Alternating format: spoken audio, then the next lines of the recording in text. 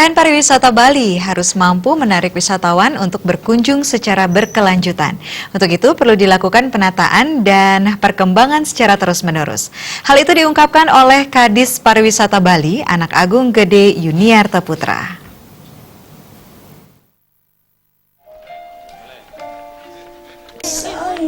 Bali yang telah dikenal dengan berbagai destinasi pariwisata telah membawa banyak wisatawan untuk mengunjunginya.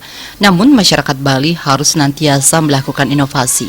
Kepala Dinas Pariwisata Provinsi Bali, Anak Agung Gede Yuniarta Putra menyatakan, pariwisata Bali harus mampu menarik minat wisatawan untuk berkunjung secara berkelanjutan. Wisatawan tidak hanya sekali berkunjung, namun harus ada sesuatu yang membuat mereka ingin berkunjung lagi. Hal yang bisa dilakukan yakni senantiasa melakukan penataan dan pengembangan pariwisata Bali. Jika sudah dikembangkan secara berkelanjutan, maka wisatawan yang datang juga berkelanjutan. Kita harus terus kembangkan pariwisataan ini ya. Artinya kalau kita menginginkan, karena core bisnis Bali ini adalah pariwisata, tentu kita tidak berpikir satu kali dia datang ke Bali. Kita harus memikirkan mau datang 2 kali dan 3 kali.